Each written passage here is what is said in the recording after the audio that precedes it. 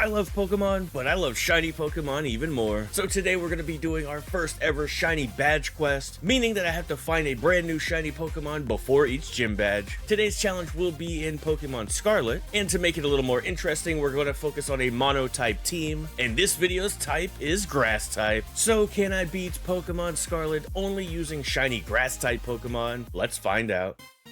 Of course, our story begins where we're at home, we talk to Mom, meet Professor Clavel, who shows us off the starter Pokemon, but this choice doesn't matter because all the starters are shiny locked. So of course we make the best choice, we head to the school, we unlock all the quests, and now it's time to hunt for our first shiny. And that's when I'm going to introduce you to the first of our shiny hunting methods, random encounters. So basically what I'm going to be doing is running around any area that I can get to in hopes that a shiny Pokemon will spawn. And the odds of finding a shiny is 1 in 4,096, so this might take a while. Now I know some of you may be asking why I chose grass types to be our first challenge, but I honestly just left it up to fate. Whatever shiny popped up, that would be our first challenge. So I ran around trying to unlock a couple of areas. I went over to the bog in hopes I could either find a Paldean Wooper, a Goomy, a Dreepy, but I was having no luck. So I started to head over to the area where the first gym is in hopes of maybe finding like a Mareep or maybe a flying type Pokemon, but then this happened. Wait, is that... Everyone, meet Orville the Olive. So with our first shiny out of the way, I did a little bit of training, took on some Terra Raids to earn some candies, and now it's time to take on our first gym leader, Katie. Katie is the bug type expert, which is not going to be good for our little Orville, but that's when I realized Orville's Terra type is normal. So we're able to take advantage of that and defeat Katie. So now, it's time for our second shiny hunt. So next we make our way through the Stony Cliffs, and this is an area where a lot of Skidoo spawn, but unfortunately we had no luck, so we made our way over to Artisan, which by the way looks beautiful on the Switch too, but just past Artisan, there's an area that has a lot of grass Pokemon that spawn. Some hits are Deerling and Steenie, but obviously there's a lot of Hoppip as well. So I spent a lot of time over here doing the random encounter method again, and after about an hour, this happened. Wait, is that a pink flower? Let's go, that's team member number 2. What the heck, dude? Now I just have to catch it. Everyone, meet Bambi. And with that, it's time to take on our second gym. And since we're already by Artisan, we might as well take on Brassius. Brassius is the grass type expert, but I'm here to show him that our grass types are better. So I terrestrialized Bambi into grass to get an extra boost to our grass type attacks, and we were able to quickly beat Brassius, collect our second gym badge, which means it's time for our third shiny hunt. For this hunt, I decided to use the power of a sandwich to increase the grass type encounter spawns. Unfortunately, because we don't get Herba Mystica until later, I can't increase the shiny odds, but with 1 red onion and 2 olive oil, we're able to increase the amount of grass type Pokemon that spawns, which does increase our odds of seeing grass type Pokemon just a little bit. We can combine that with picnic resetting. By setting down a picnic table and picking it up, it despawns the original Pokemon and then reloads all new Pokemon. And with a little patience and luck, we were able to quickly find our next shiny. Yo, wait, that's shiny Hoppip. Man, this wasn't even that bad. Let's go, dude. After I caught it, I fed some candies to Hoppip to evolve it to Skiploom. Everyone, meet Hopscotch. It was at this point I decided to do some more story stuff that didn't pertain to the gym badges, so we made our way back over to the Stony Cliffs to challenge the first of the Titans, Cloth. But since he's a rock type and a nerd, we were able to quickly take him out. After that, we made our way over to the mountains to take on the Sky Titan, Bombardier. Now this was a bit of a struggle because obviously it's flying type, but we were eventually able to take it down. Since we're already over here, I decided why not go ahead and take on the first of the Team Star bosses, the dark type user Giacomo. I hope I said his name right, but unfortunately he wiped our team. So it was time for some more training. We evolved Smoliv into Dolliv, terrestrialized into the normal typing, and then we were finally able to beat him. Since around this time I was itching for another shiny hunt, I thought it would be a good idea to go ahead and face the electric type gym leader, Iono. But since our grass type Pokemon resist her electric type attacks, we were able to easily beat Iono, which means it's time for our next shiny hunt. While I was recording this video, there was a Pokemon Direct,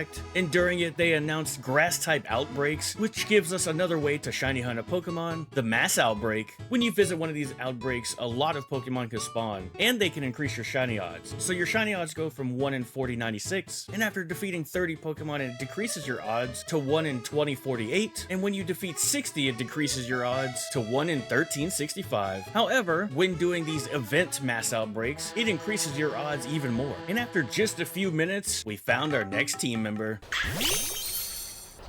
Everyone, meet Bell. And since Bell is a stone evolution, we made our way over to East Province Area 2 to pick up the Firestone off the ground to evolve Capsicid into Skullvillain. With 4 shinies out of the way, we might as well complete a little bit more of the story stuff and unlock some more Koraidon powers, so I decided to take on the lurking Steel Titan, Orthworm. Since Skullvillain is part fire type, we're able to use Flamethrower and quickly get rid of this worm, and move on to the Team Star boss, the fire type user Mela. Now, because our whole team is grass type, this fight was not easy at all. We may have lost 1 or 2 times, but eventually we got there and defeated Mela. Since those badges took a little while, I was ready for the next shiny hunt. However, we have to go on to the next gym. This is where we meet our next gym leader, the water type expert, Kofu. However, since water is weak to grass, yeah, that gym was way too easy. But after the battle, our Skiploom evolved into Jumpluff, then we collected the badge, and now it's time for our next shiny hunt. Now for this one, I wanted to do another outbreak, and I got lucky enough to roll a Bramblin outbreak.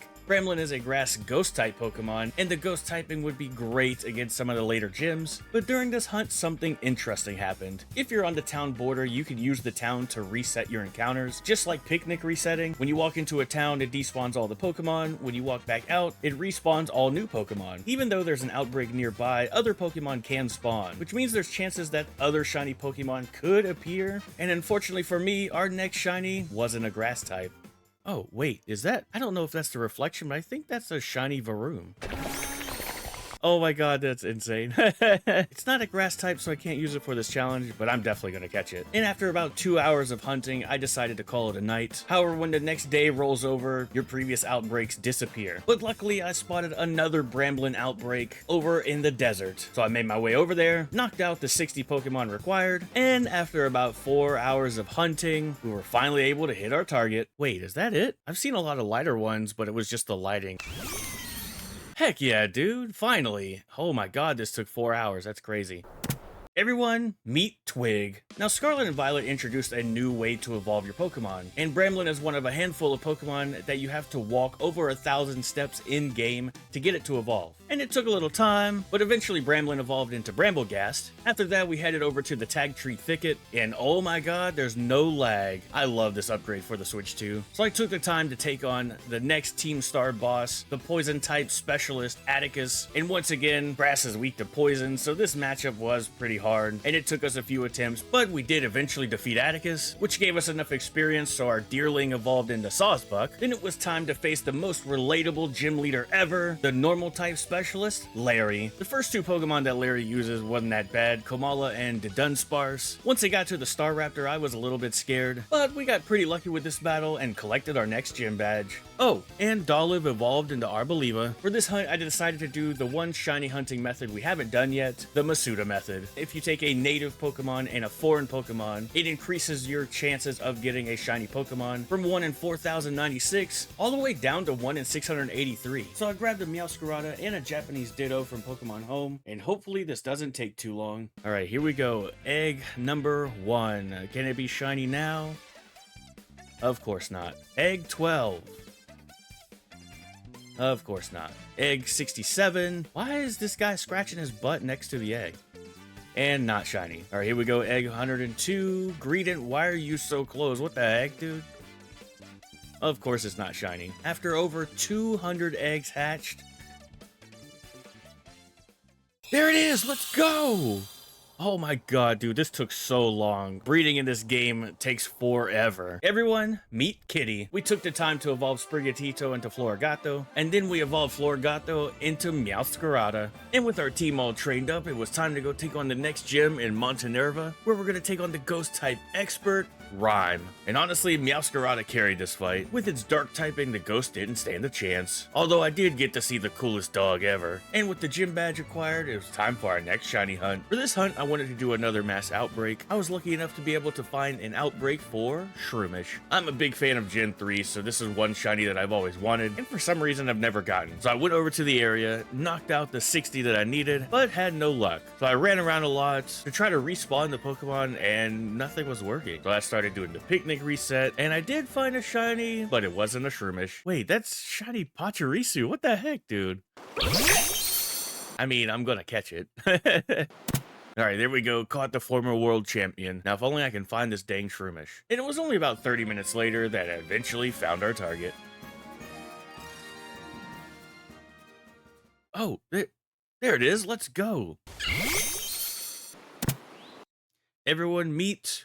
Wait, what do you mean I didn't name this one? I don't know how I did this, but apparently I never gave Shroomish a nickname. So let me know in the comments what we should name him. With our 7th shiny out of the way, we might as well go to the next gym. So we head down south to face the Psychic type expert, Tulip, and once again getting Mousecurata made this gym so much easier. With her Psychic types being weak to our Dark type Mousecurata, yeah, that fight wasn't that hard at all. And with our 7th gym badge collected, let's go hunt for that final shiny. At this point, I didn't really know what I wanted. Obviously, we could go for Abomasnow in the mountains because it's grass ice type. We could go for Toadskrull or the grass ground type, but the game had something else in mind. That's when I head over to the bamboo forest. I found Amoonguss, but this is where the game did a little bit of trolling. So I knocked out the 60 Amoonguss and I was just running around to try to spawn and despawn these Pokemon, because while I didn't find Amoonguss, I did find... Oh my god. Oh man, let's go. And with our final shiny caught, you know we had to evolve it. Everyone, meet Sus. Also went to find the TM for Sludge Bomb to teach it to Amoonguss. It was time to do some more story stuff, so I headed over to the desert to face the quaking Earth Titan, Great Tusk. Obviously, with it being a ground type, yeah, it was no match for us. After having sandwiches with Arven, I wanted to do the Team Star base, so I headed up north to take on the Fairy type boss, Ortega. Luckily, after catching Amoonguss, and since Fairy's weak to poison, this battle wasn't even that bad. I decided at this time to go ahead and take on the final gym, so we head over to Glaciado. We did a little skiing with Koraidon. Then it was time to take on the Ice-type gym leader, Grusha. However, since we had Bell, we were able to spam Flamethrower and melt their ice cream. With the final badge acquired, we had some more story stuff to clean up, so let's head to our final Team Star base and face the fighting-type boss, Airy. It's funny because I really didn't think Jumpluff was that good of a Pokemon, but since fighting's weak to flying, and the use of Terra Flying and Acrobatics, this was probably the easiest of the Team Star bases to do. And now it's time to face the final Titan, Dondozo?